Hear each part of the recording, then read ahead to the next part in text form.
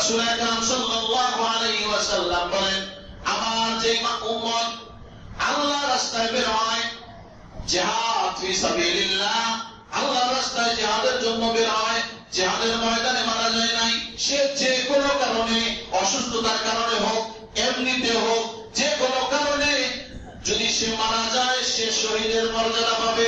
সুবহানাল্লাহ। তো আব্দুল্লাহ অসুস্থ হয়ে মারা গেছেন, আল্লাহ তাআলা তাকে শাহাদাতের মর্যাদা দিয়ে দিয়েছেন। সুবহানাল্লাহ। কেমন দিয়েছেন? রাসূল আকরাম সাল্লাল্লাহু আলাইহি ওয়াসাল্লাম বলতেছেন, ও আমার সাহাবীরা, আব্দুল্লাহকে গোসল করাও, দাফন করাও। গোসল দাফন যখন শেষ হয়ে গেল, কবর খনন করা হয়েছে। আল্লাহ রাসূল সাহাবীদেরকে ডাকতে বলেন, ও আমার সাহাবীরা, কেউ কবরে নামবা না, আমি আমার আব্দুল্লাহকে নিজের হাতে কবরে দাফন করব। রাসূল আকরাম সাল্লাল্লাহু আলাইহি ওয়াসাল্লাম কবরে নামার পরে সাহাবীদেরকে লক্ষ্য করে বলতেছেন, ও আমার সাহাবীরা, আমার আব্দুল্লাহর লাশটা আমার হাতের মধ্যে দিয়ে দাও।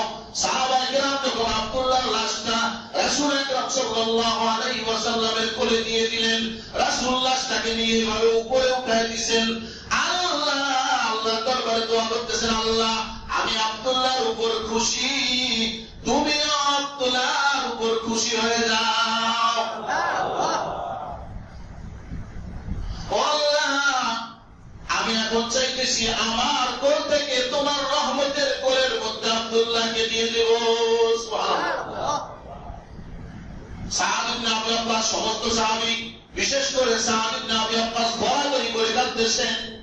ডাকতে বলেন, আব্দুল্লাহ, এই লাশটা যদি তোমার না হয়, আমার আব্দুল্লাহ, দুনিয়ার জমিনে আর কোনো কিছু চাওয়ার ছিল না।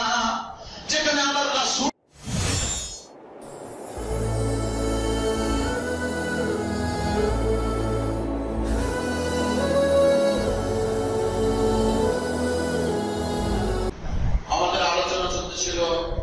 সাহাবায়ে কেরামের ঈমান কেমন ছিল। সাহাবায়ে কেরামের ঈমানের পরিচয় দিতে গিয়ে আল্লাহ রাব্বুল আলামিন সাহাবায়ে কেরামকে আমাদের জন্য মাপকাঠি বানায় দিয়েছেন। আল্লাহ রাব্বুল আলামিন বলেন, ওয়া ইযা কিলা লাহুম আমিনু কামা আমানান নাস।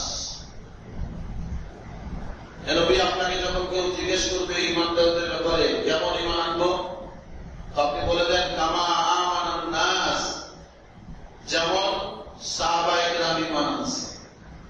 সাহাবায়ে কেরামের ঈমান কেমন ছিল এই সম্পর্কে আপনারা অনেক ঘটনা শুনতেছিলেন। হযরতে খুবাইবের ঘটনা আপনাদেরকে আমি শুনাইছি গত জুমায়। চাঁদ চলে গেছে, শরীরকে ঝাঁঝরা করে দিয়েছে, এরপরেও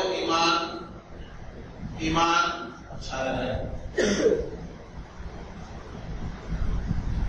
তো ঈমানের উপর অটল থাকতে হবে। খুবাইবকে যখন শহীদ করে দেওয়া হয়, এর আগে তাকে জিজ্ঞেস করা হয়েছিল, খুবাইব, তোমার কি কোনো শেষ চাহিদা আছে? মৃত্যুর আগে কোনো চাহাত আছে, কোনো চাহিদা আছে তোমার? কি চাও? যদি কিছু চাও তাহলে পূরণ করে দেওয়া হবে। হযরত খুবাইব 2 রাকাত নামাজ পড়তে চেয়েছে। কি চেয়েছিলেন?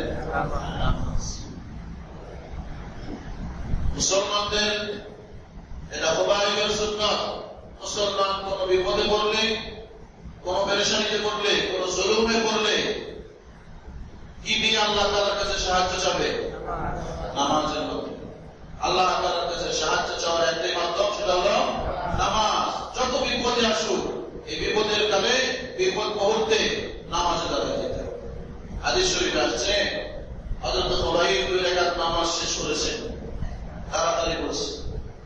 এরপরে কাফেরদেরকে বলতেছে, ও কাফেররা, আজকে আমার শেষ নামাজে আমি যে তৃপ্তি পেয়েছি, আমি যে মজা পেয়েছি, যদি তোমরা এটা মনে না করতাম যে মুসলমান মৃত্যুর ভয়ে নামাজের মধ্যে সময় নষ্ট করতেছে, নামাজ দীর্ঘ করতেছে, এই ধারণা যদি তোমাদের অন্তরে না আসতো, তোমরা যদি মুসলমানকে ভীত মনে না করতাম, তাহলে আজকের এই নামাজকে আমি আরো দীর্ঘ করে দিতাম, এত দীর্ঘ করতাম যাতে আমি জান্নাতের স্বাদ দিতে দিতে করতে পারি। এত তৃপ্তি আমি নামাজের মধ্যে। কিন্তু দীর্ঘ করি নাই কেন? তোমরা মুসলমানদেরকে ভীত মনে করবা যে মৃত্যুর ভয়ে নামাজ দীর্ঘ করতেছে, এই জন্য আমি তাড়াতাড়ি করছি। ভাইরা, যত জুলুম, যত অত্যাচার, যত বিপদে আসুক না কেন, আমাদের হাতিয়ার কি? সাহাবায়ে কেরামের ঈমান ছিল এরকম, তারা মৃত্যুকালেও নামাজ পড়তে বলেননি। গভীর রজনীতে রাসূল আকরাম সাল্লাল্লাহু আলাইহি ওয়াসাল্লাম হুজরাখানা থেকে যখন বের হলেন,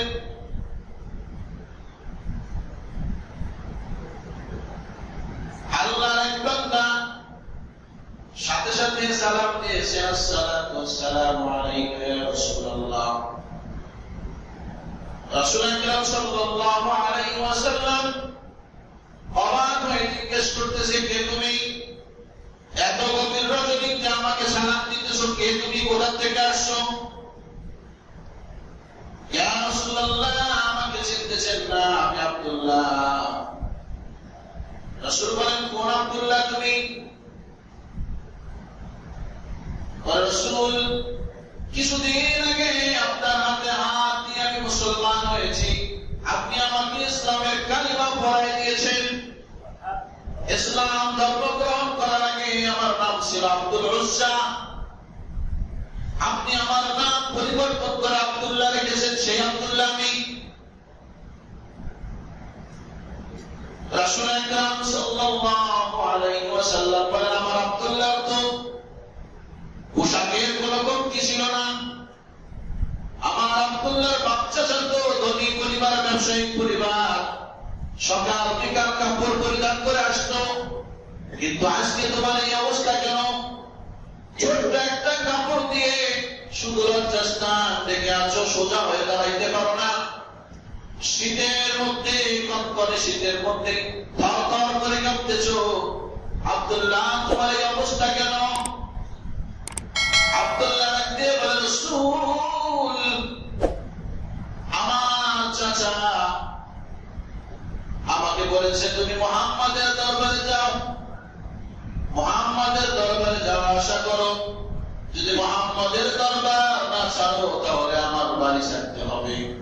হয় তুমি ঈমান ছাড়বা, মুহাম্মাদকে ছাড়বা, না হলে আমার বাড়ি ছেড়ে দাও। ও রাসূল, আমি আমার চাচাকে স্পষ্ট ঘোষণা দিয়েছি, শুধু তোমার বাড়ি কেন, পুরা পৃথিবী এরকম হাজার পৃথিবী যদি আমাকে ছাড়তে হয় ছাড়তে রাজি আছি, কিন্তু রাসূলের দরবার ছাড়তে রাজি না।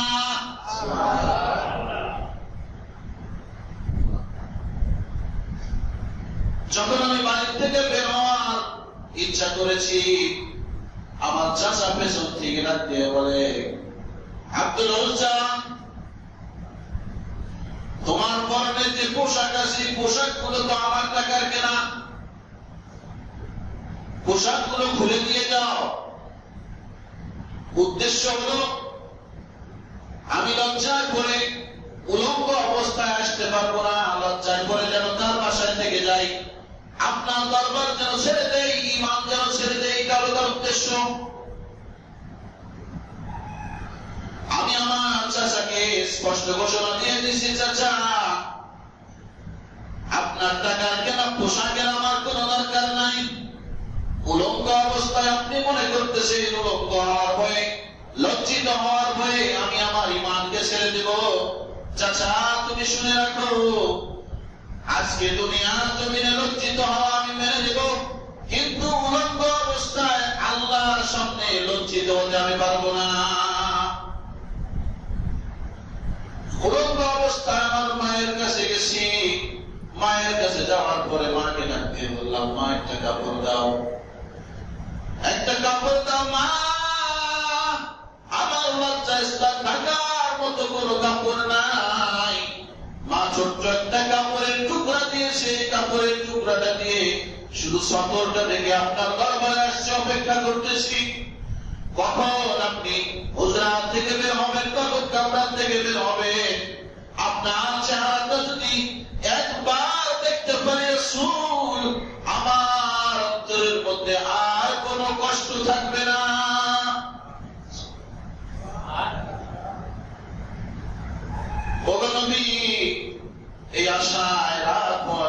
বসে আছি আপনার একমাত্র আপনার দিদারের জন্য। রাসূল সাল্লাল্লাহু আলাইহি ওয়াসাল্লাম আব্দুল্লাহকে ডাকতে বলে, আব্দুল্লাহ আসো, আমার কাছে আসো, আমার বাড়িতে আসো।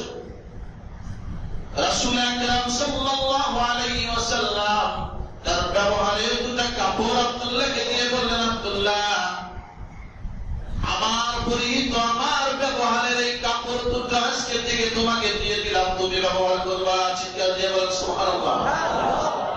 রাসূলের কাপড় পেয়ে গেছে, সামান্য একটু বরদাস্ত করছে, আল্লাহ তাআলা মর্যাদা বাড়ায় দিয়েছে।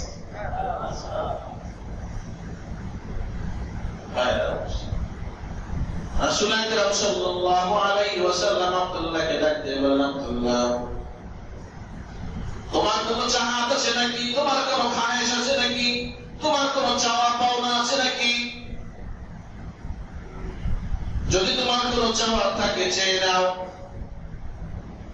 আব্দুল্লাহ বলেন, ইয়া রাসূলুল্লাহ দুনিয়ার কোন জিনিস আমার চাওয়ার নাই। রাসূল গো আপনি আপনার পবিত্র জবান দিয়ে বলেছেন শাহাদাতের মধ্যে কোনো কষ্ট হয় না। ইয়া রাসূলুল্লাহ যে শহীদি মওত পায় মুনকার নাকির তাকে সওয়াল করতে আসে না। রাসূল আপনার কাছে আমার একটা দরখাস্ত, আমার শাহাদাতের তামান্না যেন আল্লাহ তাআলা কবুল করে না। শাহাদাতের তামান্না আসেনি? আসেনি সবার? আওয়াজ হইতেছে না তো? সবার নাই মনে হয়, সবার নাই না। কার কার আছে হাত উঠায় দেখান, দেখে আল্লাহ আল্লাহ তাআলা সকলকে কবুল করে, সকল করে আমিন। শাহাদাতের তামান্না সবার থাকতে হবে। এর আগে আমি বলেছিলাম যে ব্যক্তির অন্তরের মধ্যে শাহাদাতের তামান্না নাই, এ ব্যক্তি আল্লাহ রাসূলের স্পষ্ট হাদিস মুনাফিক হয়ে পড়বে, মুনাফিক হয়ে পড়বে। স্পষ্ট হাদিস। শাহাদাতের তামান্না থাকতে হবে যে কোনো মুহূর্তে, যে কোনো অবস্থায়, যখনই হক্কানি উলামায়ে কেরাম ডাক দিবেন ওই সময় জিহাদের ময়দানে লাফ দিয়ে নামতে প্রস্তুত আছি তো ইনশাআল্লাহ। রাসূল আকরাম সাল্লাল্লাহু আলাইহি ওয়াসাল্লাম দোয়া করে দিলেন। রাসূলের দোয়া করতে দেরি, কবুল হতে দেরি আছে নাকি? দোয়া করতে দেরি, কবুল হতে দেরি নাই। যেমন আপনারা ঘটনা শুনেছেন, হযরত ওমর তরবারি নিয়ে যাইতেছে, রাসূলের গর্দান নামায় নিয়ে আসবে। ওমর তরবারি উন্মুক্ত তরবারি নিয়ে রাসূলের দরবারে যাইতেছে রাসূলের গলা কাটার জন্য। প্রতিমধ্যে এক সাহাবীর সাথে সাক্ষাৎ। সাহাবী ইসলাম ধর্ম গ্রহণ করেছে, কথায় কথায় ওমর বক্তব্য ফেলছে, তুমিও ইসলাম ধর্ম গ্রহণ করেছো। সাহাবী ডাক দিয়ে বলা, অবস্থা তো খারাপ। অন্যদিকে কথা ঘুরাই দিছে, বলে আমি ইসলাম ধর্ম গ্রহণ করেছি কিনা এটা তোমার পরের দেখা, তোমার নিজের ঘরের খবর নাও আগে। নিজের ঘরের খবর মানে তোমার বোন জামাই ইসলাম ধর্ম গ্রহণ করেছে, দৌড় দিয়ে তরবারি নিয়ে। ওমরের বোনের নাম ছিল ফাতেমা। ফাতেমার বাড়িতে যাওয়ার পরে দরজায় নক করছে। ওই সময় ফাতেমা এবং তার স্বামী হযরতে খাব্বাব রাদিয়াল্লাহু তাআলা আনহুর কাছে কোরআনের তালিম নিতেছেন। সুবহানাল্লাহ। দরজায় যখন আওয়াজ করছে, কে আসো ভিতরে, দরজা খোলো। ফাতেমা মনে মনে ভাবতেছে আজান এসে গেছে, অবস্থা খারাপ। হযরতে খাব্বাব দরজার পিছনে লুকাইছে। বোন জামাইরে তো একবারে মারত না, আমার যদি দেখে একবারে তরবারি আসেই দুই টুকরা করে দেব। দরজার পিছনে লুকাইছে। হযরত ওমর ঘরের ভিতর ঢোকার পরে বোন জামার গালের মধ্যে ঠাস করে থাপ্পড় লাগাই দিছে। তোমরা নাকি ইসলাম ধর্ম গ্রহণ করেছো? হ্যাঁ। যখনই স্বামীর গায়ে আঘাত করেছে, হযরতে ফাতেমা দৌড় দিয়ে আসছে, আমার স্বামীকে মারা কেন? রাগকে কন্ট্রোল করতে না পারে নিজের ফেটে কান থেকে যখন রক্ত বের হয়ে গেছে, বলতো মহব্বত লাগছে কি লাগছে না? ফাতেমা ডাক দিয়ে বলে,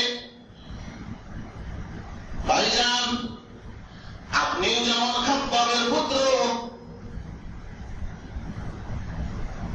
আমিও কিন্তু, আপনি যেমন ওমর ইবনে খাত্তাব, আপনিও যেমন খাত্তাবের পুত্র, আমিও কিন্তু খাত্তাবের মেয়ে। আপনার শরীরে যে রক্ত, আমার শরীরেও সেই রক্ত। সত্য ধর্ম গ্রহণ করেছি, এর জন্য যদি তুমি মেরে ফেলতে পারো, কিন্তু ইসলাম ধর্ম আমি ত্যাগ করবো না। যুগে যুগে ইতিহাস তালাশ করে, যা হকের পথে থাকবে, হকের পথে অটল থাকবে, জুলুম নির্যাতন সাময়িকের জন্য আসবে, কিন্তু বাতিল শক্তির ভিতরের মধ্যে, অন্তরের মধ্যে আল্লাহ তাআলা একটা ভয় সৃষ্টি করে দিবে। কথা বলেন ঠিক কিনা? বাতিলের অন্তরের মধ্যে ভয় আছে, তোমার অন্তরের মধ্যে ভয় সৃষ্টি হয়ে গেছে। আরে কয় কি, দরবারের সামনে বলতেছে ইসলাম থাকতো না। ওমর বলে, আমি বাইরের দিকে কিছু আওয়াজ পাইছি, কি করতেছিল তোমরা? বিছানার উপর কোরআনের একটা টুকরা পড়ে আছে, দেও দেখি কি এটা। হযরত ওমরের বোন ফাতেমা ডাক দিয়ে বলতেছে, তুমি অপবিত্র। কাফেররা পেশাব করে পানি নেয়নি, পানি নেয়। এখন কিছু অমুসলিমরা পেশাব করার পরে টিস্যু ব্যবহার করে, পানিও ব্যবহার করে। কেন? দেখে যে মুসলমানরা টিস্যু পেপার ব্যবহার করে, এরপরে আবার পানি ব্যবহার করে ধুইয়া সুন্দর পবিত্র অবস্থায় থাকে, তাদেরকে এক্সট্রা করে সেল লাগাইতে হয় না। আর বিধর্মীরা এরা পেশাবটা কইরা দুই পাশে নাড়া দিয়া প্যান্টে লাগে কি লাগে না? আর একজনের পেশাব যদি প্যান্টে লাগে, এটা গন্ধ ছড়ায় না? গন্ধ ছড়ায়। কিন্তু মুসলমানের প্যান্টে গন্ধ নাই, আমার প্যান্টে গন্ধ কেন? তালাশ করে দেখছে যে মুসলমান টিস্যু ব্যবহার করে, ঢিলা ব্যবহার করে, কুলুক ব্যবহার করে, আবার পানিও ব্যবহার করে। এই এখন কিছু বেধর্মীরাও টিস্যু আর পানি ব্যবহার করা শুরু করছে।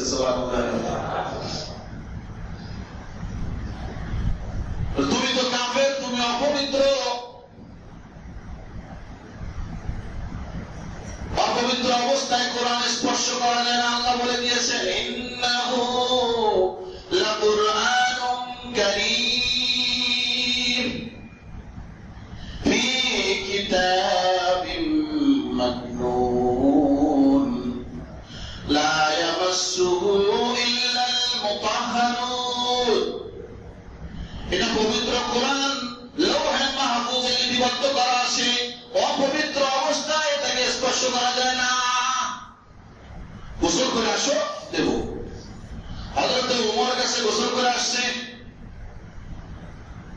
এরপরে যখন কোরআনের এই টুকরাটা তার সামনে দেওয়া হয়েছে, আরবি ভাষা জানেন না? জানেন না? ওমরের ভাষাও তো আরবি, কোরআনও আরবি। পড়া শুরু করছে, আউযু বিল্লাহি মিনাশ শাইতানির রাজীম, বিসমিল্লাহির রহমানির রহিম, তাহা মা আনজালনা আলাইকাল কুরআনা লিতাশকা। পড়তে পড়তে যখন এর আগ পর্যন্ত আসছে, ইন্নানি আনাল্লাহু লা ইলাহা ইল্লা আনা ফা'বুদনি, ওমরের চোখ থেকে ঝর্ণার ন্যায়, সমুদ্রের পানির ন্যায় অশ্রু প্রবাহিত হওয়া শুরু হয়ে গেছে।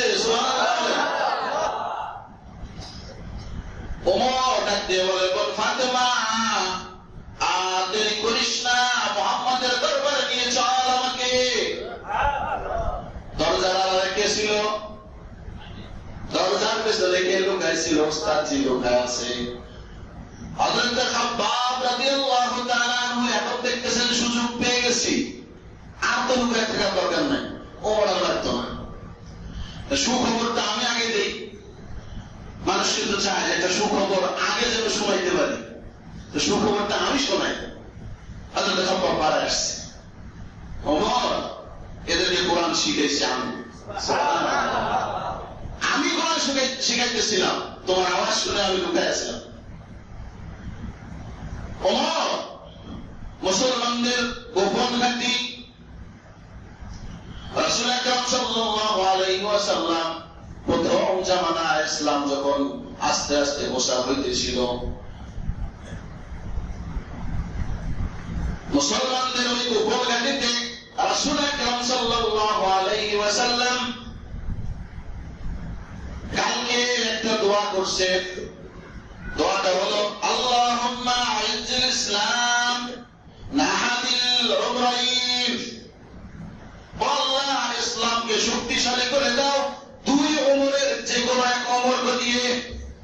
দুই ওমর মানে এক ওমর ছিল ওমর ইবনে খাত্তাব, আর এক ওমর ছিল ওমর ইবনে হিশাম, যার নাম ছিল কি, টাইটেল কি ছিল, আবুল হিকাম ওরফে আবু জাহেল, মূর্খের বাবা। আবুল হিকাম তার গোত্রের লোকেরা তাকে পরিচয় দিয়েছিল, উপাধি দিয়েছিল আবুল হিকাম, জ্ঞানের পিতা। যখন ইসলাম মানে নাই, দ্বীন গ্রহণ করে নাই, নাম কি হয়েছে আবু জাহেল, মূর্খের পিতা।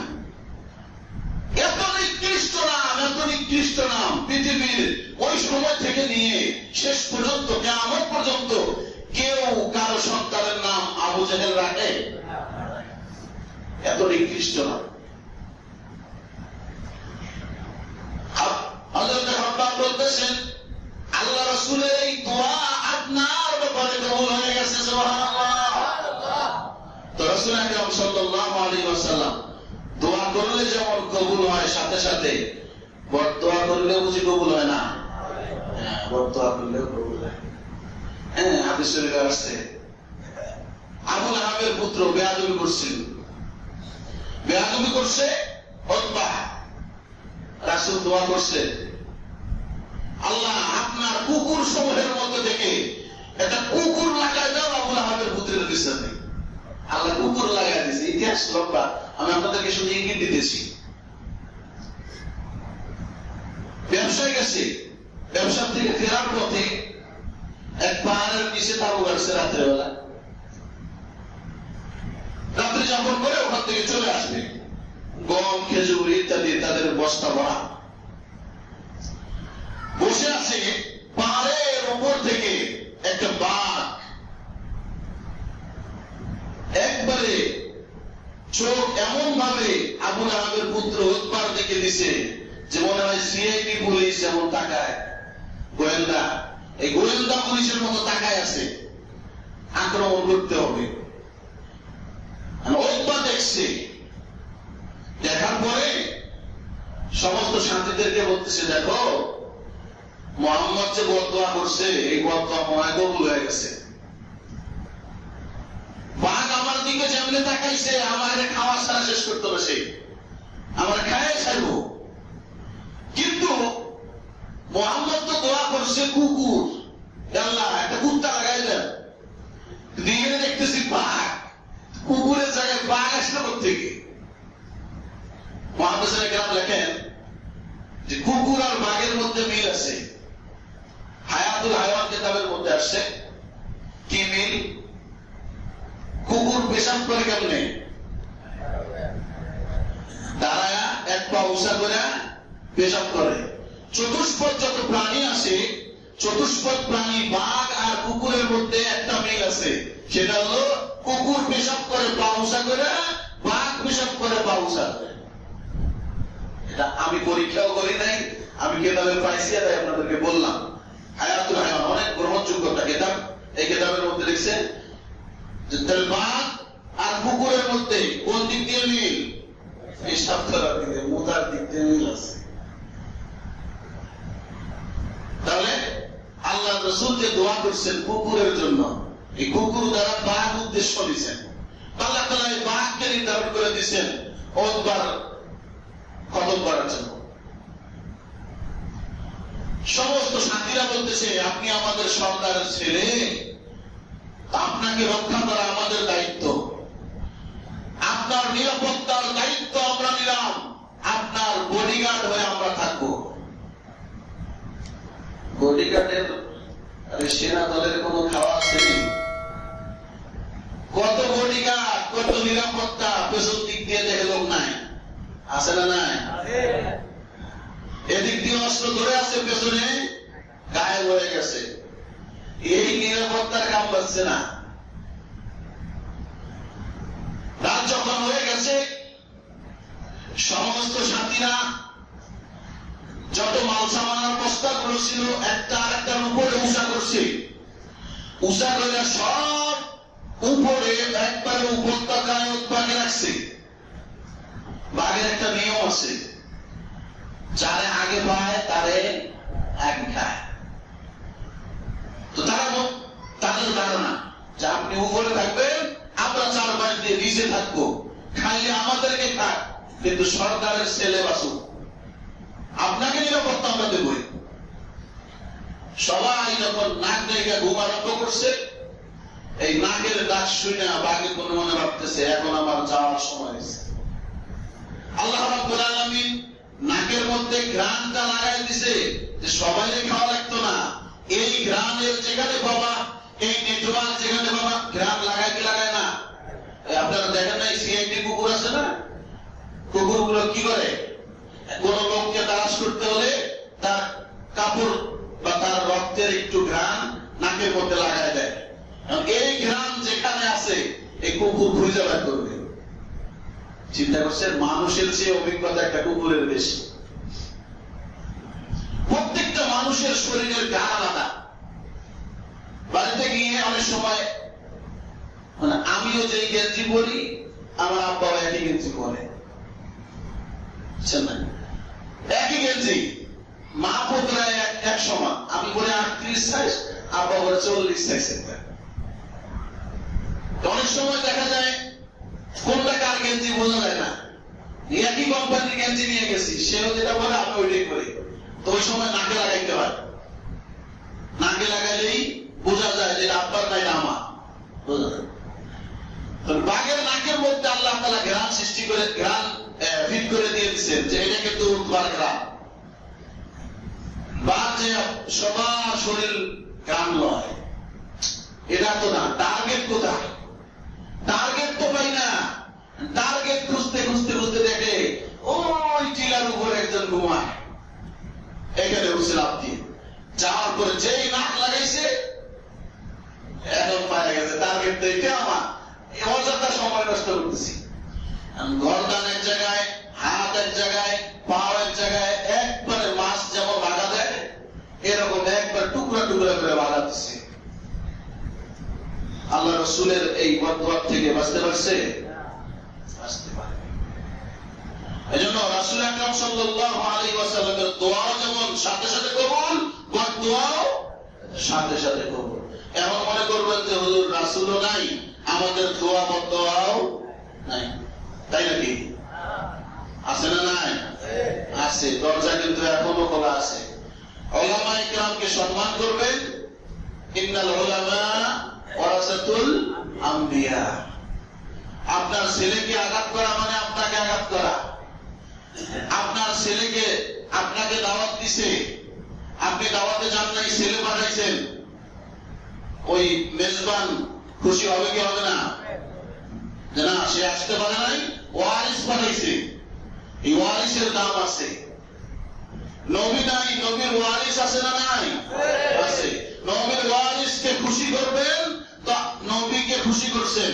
আল্লাহ রাসূল দোয়া করলে যেমন কবুল হয়েছে, বর্তমানেও আল্লাহ রাসূলের এমন ওয়ারিসরা আছে যারা সাথে সাথে দোয়া করার সাথে সাথে কবুল হয়ে যায়। বদদোয়া করলে বুঝি কবুল হয় না? হ্যাঁ, এই জন্য ওলামায়ে কিরামকে যত পারেন কষ্ট দিবেন।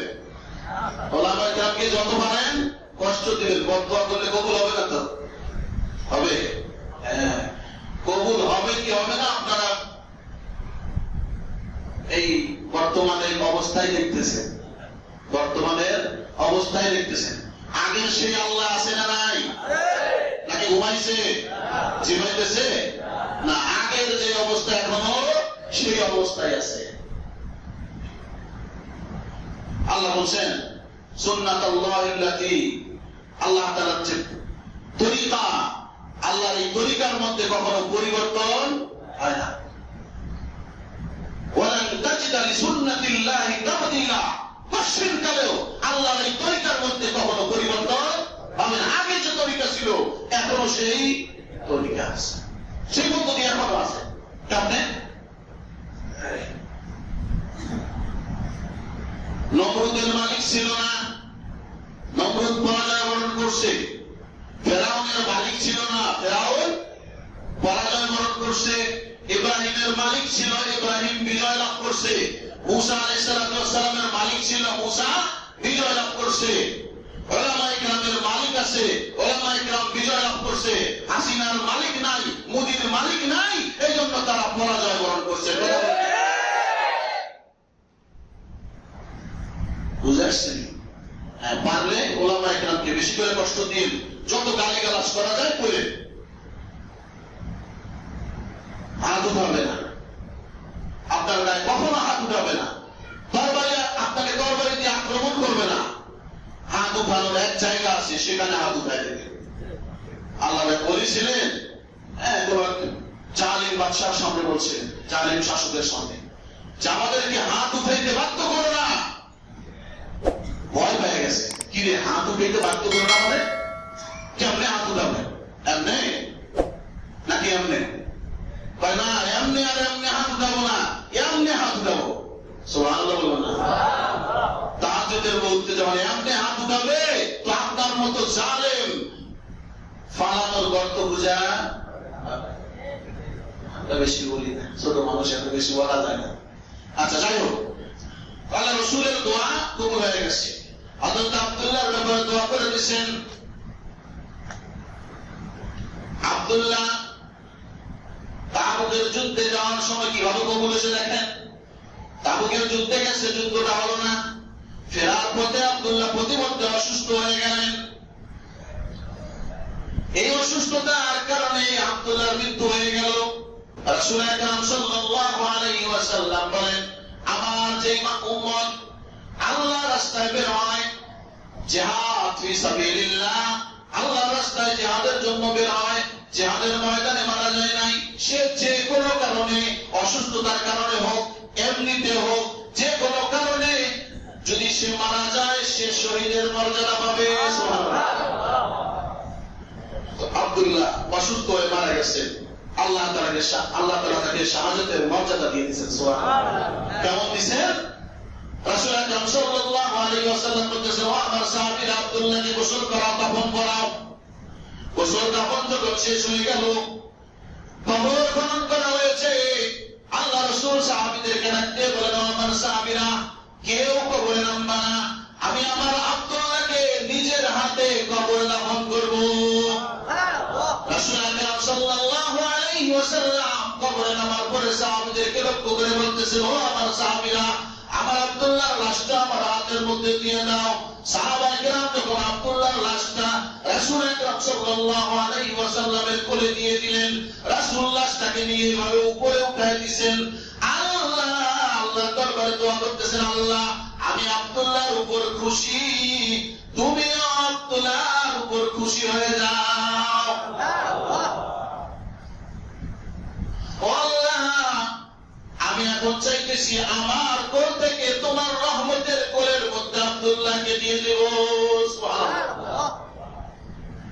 সাদ ইবনে আবি ওয়াক্কাস, সমস্ত সাহাবী, বিশেষ করে সাদ ইবনে আবি ওয়াক্কাস গড়াগড়ি করে কাঁদতেছেন।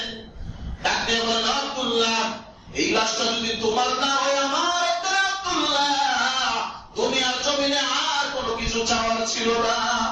যেখানে আমার রাসূল কোলের মধ্যে লাশ নিয়ে বলতেছে, আল্লাহ, আমি আব্দুল্লাহর উপর খুশি হয়ে গেছি, তুমিও খুশি হও, আমার কোল থেকে তোমার রহমতের কোলের মধ্যে আব্দুল্লাহকে দিয়ে দিলাম। এর চেয়ে আর বেশি চাওয়ার আছে? আর কি চাই? আল্লাহ তাআলা এইভাবে তার শাহাদাতের তামান্নাকে কবুল করে নিয়েছে। কেন?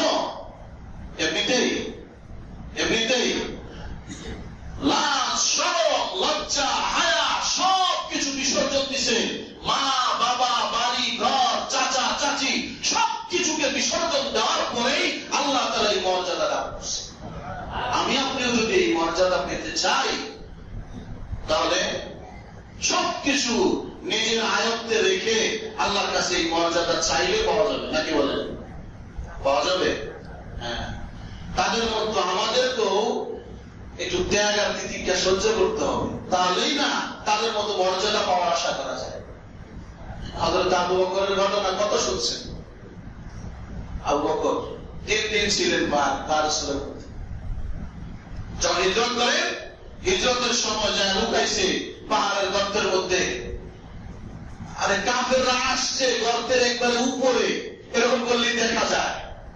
রাসূল আকরাম সাল্লাল্লাহু আলাইহি সাল্লাম আবু বকরের কোলে শুয়েছিলেন, উঠছে, ওঠার পর দেখছেন আবু বকরের চেহারার মধ্যে পেরেশানি ভাব দেখা যায়। আবু বকর এত পেরেশান হচ্ছেন কেন? ইয়া রাসূলুল্লাহ, কাফেররা এত নিকটে আসছে যে আমাদের গর্তের মুখে তাকাইতে হবে না, তাদের পায়ের দিকেও যদি তাকায় তাহলে আমাদেরকে দেখে ফেলবে। তো রাসূল আকরাম সাল্লাল্লাহু আলাইহি ওয়াসাল্লাম তাকে সান্ত্বনা দিতেছেন যে আপনি কি মনে করছেন আপনি আর আমি এখানে? না, আপনি আর আমি না, ইন্নাল্লাহা মা'ানা, যে আল্লাহ আমাদের সাথে আছে। সুবহানাল্লাহ, আল্লাহ আমাদেরকে হেফাজত করতেছে।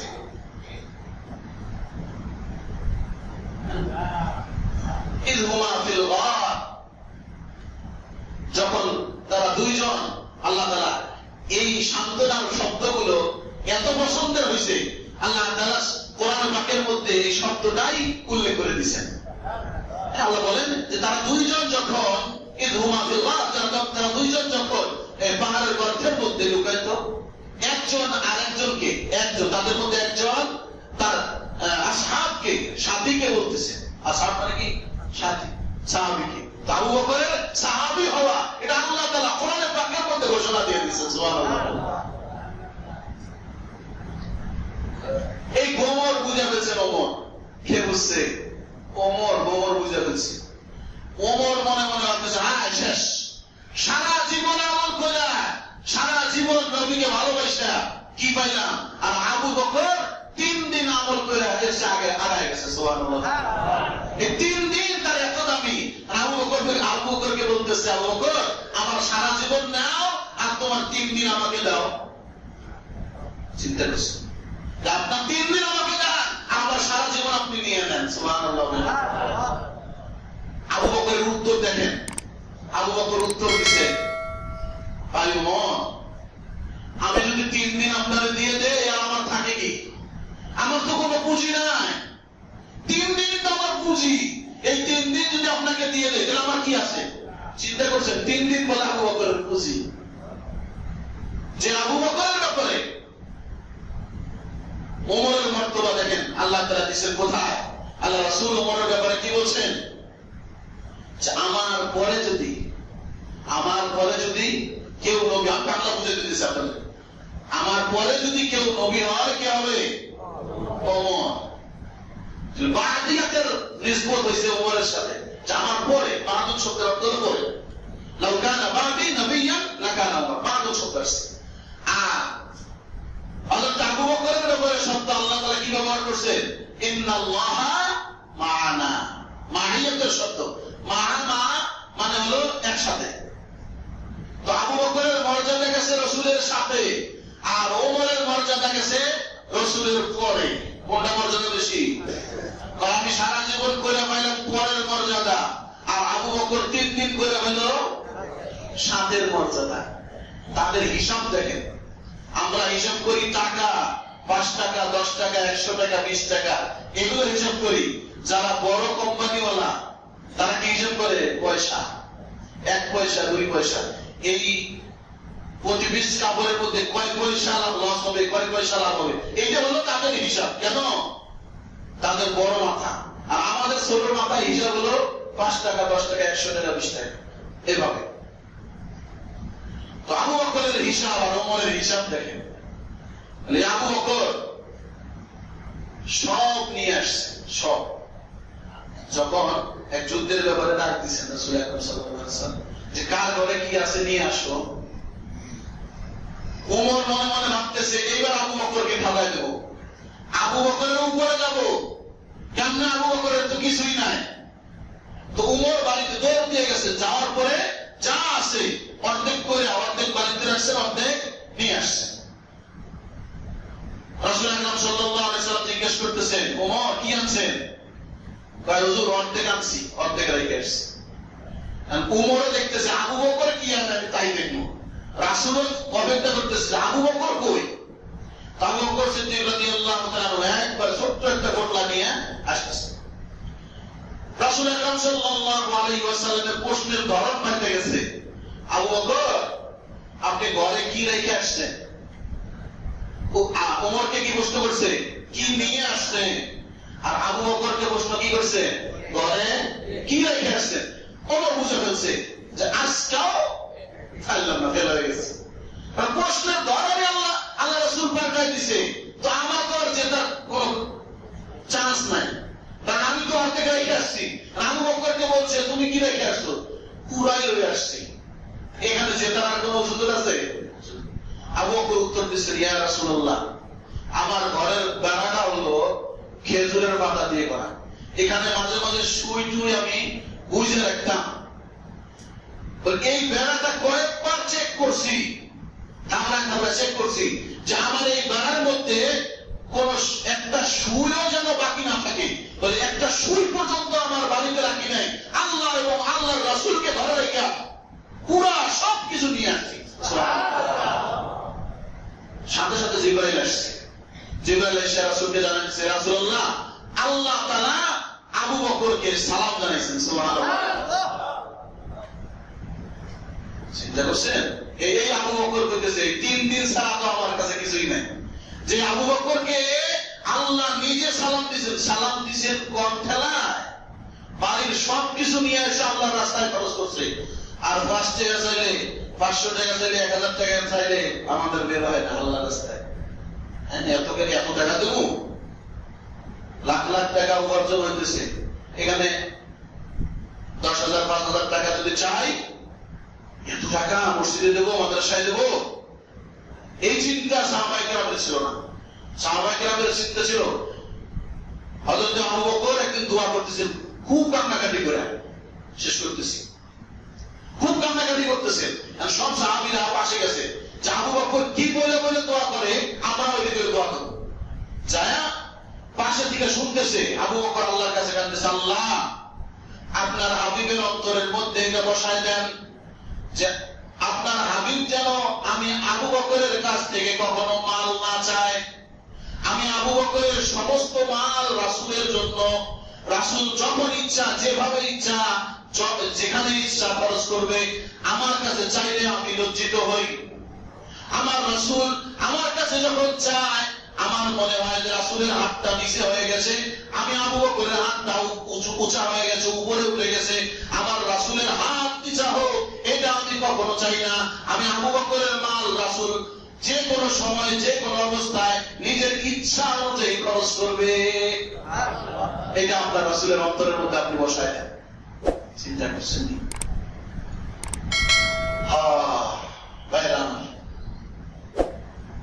সাহাবায়ে কেরামের মতো ঈমান আমাদের মজবুত করতে হবে, তবেই সাহাবায়ে কেরামের মতো মর্যাদা পাওয়া যাবে। রাজি আছেন তো ইনশাআল্লাহ?